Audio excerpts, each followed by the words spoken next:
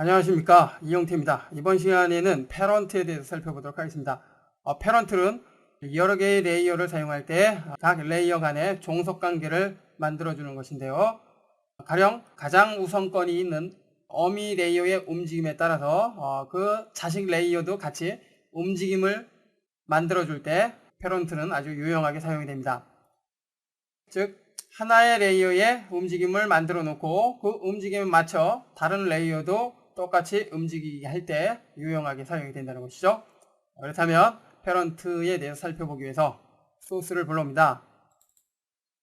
이미지 폴더로 들어가서 스탠드 조명을 불러오고요. 그 다음에 어떤 거를 불러올까요? 무당벌레를 불러옵니다. 두 개의 파일. 그런데 지금 하나는 포토샵 파일이기 때문에 요거는 좀 하나만 먼저 불러옵니다. 포토샵 파일 먼저 불러옵니다. import kind는 composition retain layer size로 해주고요. 오케이. 계속해서 이번에는 무당벌레 더블 클릭해서 불러옵니다. 먼저 무당벌레에 대해서 작업을 해보죠. 새로운 컴포지션 만들어주고요. 컴포지션 사이즈는 1280720, 시간은 10초 사용을 해봅니다. 그리고 백그라운드는 흰색으로 해줍니다. 오케이, 됐고요. 무당벌레를 적용을 해줍니다.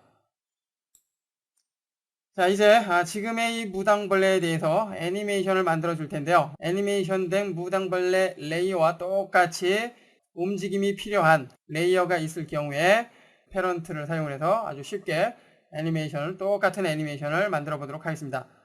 그렇게 해주기 위해서 무당벌레를 몇 개만 복제를 해봅니다. 컨트롤 D 3번을 눌러서 3개의 복제본을 만들어 주고요. 지금 복제된 아래쪽 무당벌레 레이어를 선택을 해주고 크기를 좀 줄여볼까요? 모서리를 사용을 해보죠. 이렇게 줄이고 이동을 해봅니다. 이렇게 크기를 줄이니까 새끼 무당벌레네요. 그죠? 이렇게 위치 잡아주고요. 이제 어미 무당벌레 레이어의 애니메이션을 만들어 줍니다. 포지션에 대해서 애니메이션을 만들어 주기 위해서 포지션에 스탑워치 켜주는데요. 애니메이션이 시작될 위치 잡아줘야 되겠죠. 참고로 우리가 애니메이션 만들어 줄 때 자동으로 키를 만들어 주는 오토 키 프레임이 있습니다. 지금은 해제된 상태인데요. 만약 오토 키 프레임을 켜놓고 작업을 하면 스탑워치를 사용하지 않아도 수치에 대한 변화만 주는 것만으로 애니메이션을 만들어 줄 수 있습니다. 작업 상황에 따라서 이 기능이 편리할 수도 있고요, 그렇지 않을 수도 있기 때문에 여러분 작업 상황에 맞게 사용을 해야 합니다. 이번엔 이 기능을 오토키 프레임을 사용하기 위해서 켜놓고 작업을 해보죠. 위치 먼저 잡아줍니다. 설정을 하니까 자동으로 만들어지죠. 여기부터 이렇게 앞으로 걸어 나가는 움직이는 애니메이션을 만들어 봅니다. 시간은 한 5초 정도 해보죠. 5초 정도. 그리고 쭉 이동을 해서 이렇게 이동이 됐고요.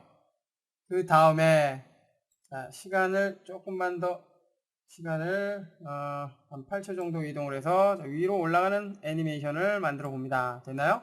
그러면 이와 같이 애니메이션이 만들어졌고요. 자, 여기에 지금의 어미 무당벌레의 움직임에 맞춰서 새끼 무당벌레도 움직이게 해봅니다. 움직임이 시작이 되는, 일단 바깥으로 빼주고요.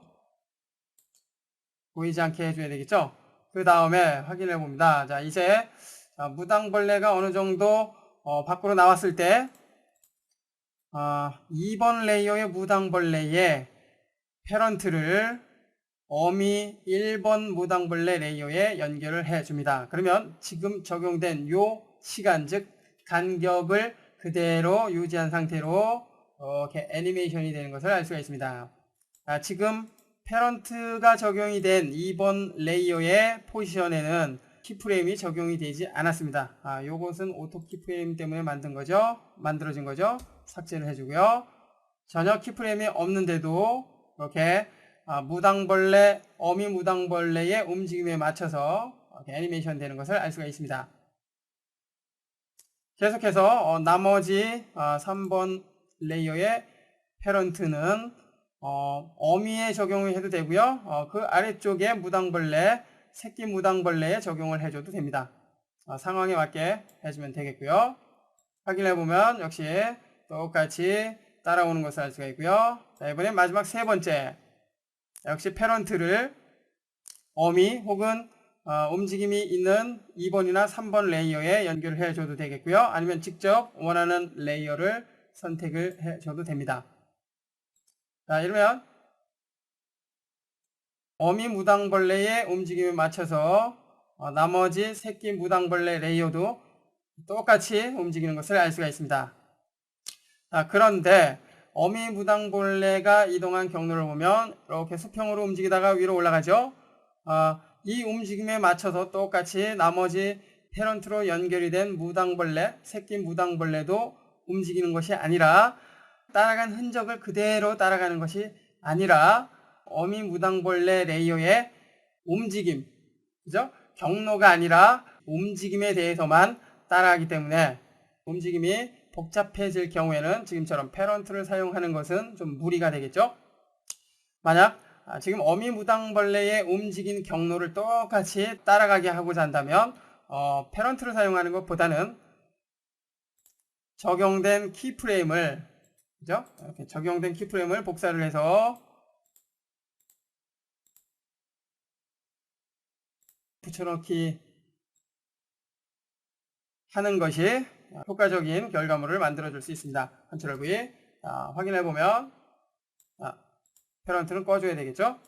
확인해 보면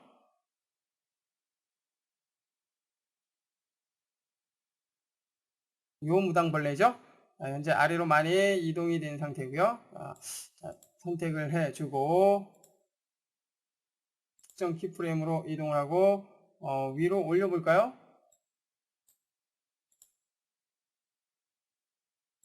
이렇게 위로 올려줍니다. 그리고 위치까지 잡아주면 이렇게 똑같이 움직이는 경로를 복사했기 때문에 이렇게 똑같이 움직이는 것을 알 수가 있습니다. 자, 여하튼 특정 레이어의 움직임에 맞게 똑같이 움직이게 하고자 한다면 패런트를 사용한다는 거 참고하시고요.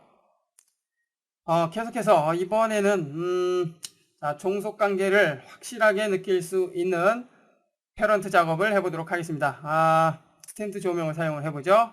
포토샵 파일이기 때문에 사용된 레이어 모두 한 번에 적용이 됐고요. 그리고 해당 포토샵 도큐멘트 규격과 동일한 컴포지션이 만들어졌습니다. 더블 클릭해서 열어주고요. 이제 오토 키프레임은 꺼줍니다. 확인해보면 이와 같이 스탠드 조명이라는 것을 알 수가 있습니다. 우리가 사용하는 스탠드 조명은 이렇게 관절이 있죠. 이렇게, 그죠? 마디가 있습니다. 이 마디가 움직이기 때문에 조명의 각도 설정을 해줄 수가 있고요. 스탠드 바닥이 움직이면 당연히 위쪽에 있는 이 마디들도 같이 움직이게 되겠고요. 그리고 이 하단의 관절이 움직이면 위쪽에 있는 관절도 따라서 움직이게 됩니다. 그리고 상단 관절이 움직이면 조명 부분도 같이 움직이게 되겠죠. 이런 식으로 스탠드 조명은 바닥을 기준으로 해서 서로 종속관계가 이루어지기 때문에 지금의 패런트를 사용하면 아주 효과적으로 작업을 수행할 수가 있습니다. 자, 먼저 컴포지션의 크기 재설정을 해 봅니다. 크기는 1180에 720으로 해주고요. 그리고 배경은 흰색으로 해줍니다. 오케이. 됐죠? 자, 컨트롤 Z. 다시 한번 컴포지션. 컴포지션에서 크기를 재설정을 할 때 어드밴스로 가보면 어느 지점을 기준으로 해서 설정을 할 것인지 앵커를 통해서 지정을 해줄 수 있는데요. 자, 여기를 클릭하면 그 지점을 기준으로 해서 확대가 되고요. 여기를 클릭하면 여기를 기준으로 해서 조절이 됩니다. 중간을 클릭하면 중간을 기준으로 해서 조절이 되고요. 자, 이처럼 어드밴스의 앵커를 사용한다면 컴포지션의 크기를 조절할 때 조절이 되는 중심점을 선택을 해줄 수 있다는 거 알 수가 있습니다. 다시 흰색으로 해주고요. 오케이, 됐습니다. 자, 이제 패런트를 사용을 해서 지금의 스탠드 조명의 종속관계를 연출을 해봅니다. 자, 받침 레이어를 선택을 해서 확인해 보면 개별로 사용이 되는 것을 알 수가 있죠. 그리고 하단, 자, 하단은 이 부분입니다. 하단은 받침에 종속이 돼야 되기 때문에 패런트를 받침으로 해주고요. 되나요? 자, 그러면 받침이 이동이 될 때 하단도 같이 움직입니다. 자, 하단 레이어를 선택을 해주고요. 관절이기 때문에 이렇게 회전이 되겠죠. 로테이션 툴을 사용을 해서 회전을 해보면 회전이 되는 축이 여기에 있으면 안 되죠. 아래쪽으로 이동을 해줘야 됩니다. 컨트롤 Z 원래대로 되돌아가고요. 펜 비하인드 툴을 사용을 해서 아래쪽으로 이동을 해줍니다. 됐나요? 이제 다시 확인을 해보면 정확하게 중심점이 잡혀졌습니다. 자, 컨트롤 Z. 자, 이번에는 상단 역시 이렇게 회전축이 여기에 있어야 되겠죠. 펜 비하인드 툴을 사용해서 그쪽으로 일단 이동을 해주고요. 자, 회전을 해보면 됐습니다. 컨트롤 Z. 자, 지금의 하단을 회전을 하거나 이동을 할 때 상단도 역시 같이 반응을 해야 되기 때문에 상단의 패런트는 하단으로 해줍니다. 됐죠? 자, 다시 하단을 선택하고 회전을 해보면 이처럼 상단도 같이 회전이 되는 것을 알 수가 있습니다. 뭐 회전이 된다기보다는 움직이는 각도에 따라서 반응을 하는 것이죠. 자, 이번엔 전등의 중심축 역시 자, 이쪽으로 해주고요. 그 다음에 패런트를 상단으로 해줍니다. 상단을 이동을 하거나 회전을 할 때 전등도 같이 움직여야 되기 때문이죠. 자, 이제 종속 관계를 모두 마무리했습니다. 받침을 선택을 해서 이동을 해서 자리를 잡아줍니다. 받침이 종속 관계에 있어서 가장 상위에 있기 때문에 받침이 이동이 되면 나머지 하단, 상단, 전등도 움직이는 것을 알 수가 있죠. 이제 애니메이션을 만들어 봅니다. 하단을 선택을 해서 회전을 걸어보죠. R키를 눌러서 로테이션만 열어주고요. 1초까지는 그냥 머물러 있도록 키를 잡아줍니다. 그리고 1초 이동을 해서 회전을 어떻게 해줄까요? 이렇게 해줄까요? 이렇게 뒤로 먼저 한번 해주고요. 그 다음에 1초 뒤로 이동을 해서 다시 앞으로 이동을 해줍니다. 됐나요? 그리고 4초로 와서 원래 상태로 해줍니다. 됐나요? 그러면 하단의 움직임에 맞춰서 상단과 전등도 같이 움직이는 것을 알 수가 있고요. 이번에는 상단에 대해서 애니메이션을 만들어 봅니다. R키 역시 눌러서 로테이션만 열어주고요. 여기 상단은 자, 여기부터 해보죠. 자, 1초 15프레임부터 움직임 즉 애니메이션을 만들기 위해서 키를 잡아주고요. 그 다음에 시간 이동을 해주고 2초 15프레임 그리고 회전을 해줍니다. 자, 그리고 3초 15프레임으로 이동을 해서 뭐 이렇게 살짝 위로 올려주죠. 그 다음에 4초 15프레임으로 이동을 해서 자, 이렇게 해줍니다. 됐나요? 자, 그러면 하단과 상단이 이렇게 따로 애니메이션 되는 것을 알 수가 있습니다. 마치 살아있는 것 같네요. 됐고요. 자, 이번엔 전등에 대해서 애니메이션을 만들어 봅니다. 전등. 자, 전등은 어디부터 할까요? 자, 여기부터 해봅니다. 자, 2초부터 2초 키 잡아주고요. 자, R키를 눌러서 로테이션만 열어줍니다. 스탑워치 클릭 키 잡아줬고요. 그 다음에 이동을 합니다. 자, 3초로 이동을 해서 자, 이렇게 해볼까요? 그리고 4초로 이동을 해서 이번엔 이렇게 위로 향하게 해줍니다. 그리고 5초에서는 다시 아래로 향하도록 해줍니다. 역시 전등 또한 나머지 레이어와는 다르게 별도로 이렇게 애니메이션 되는 것을 알 수가 있습니다. 진짜 살아있는 것 같네요. 이제 마지막으로 받침에 대한 애니메이션을 만들어 볼까요? 받침은 자, 화면 밖에서 이렇게 걸어오는 장면을 만들어 봅니다. 뭐 걸어온다기보다는 미끄러져서 오는 장면 표현을 해보죠. 포지션이 필요합니다. P키를 눌러서 포지션만 나타나도록 해주고요. 키를 잡아줍니다.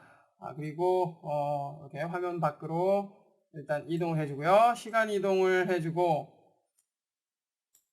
한 번에 쭉 이동을 시켜봅니다. 물론 팔딱팔딱 뛰게 만들 수도 있겠지만 작업이 좀 복잡하기 때문에 여기까지만 해줍니다. 이렇게 됐나요? 해주고 자 요쯤에서는 다시 뒤로 한번 갔다가 그리고 자 요쯤에서는 다시 앞으로 옵니다.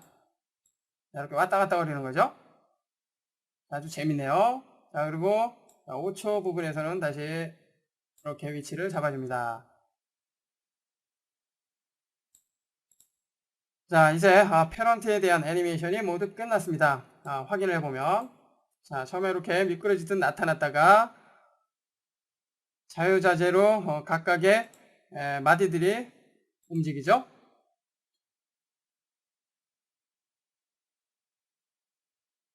아주 자연스럽게 움직이는 것을 알 수가 있습니다. 이렇듯 패런트를 사용하면 각각의 레이어의 종속관계를 지정을 해줄 수 있기 때문에 스탠드 조명과 같은 작업을 해줄 수가 있습니다. 포크레인이나 애벌레가 움직이는 장면 같은 그런 작업에서 아주 효과적으로 사용할 수 있겠죠.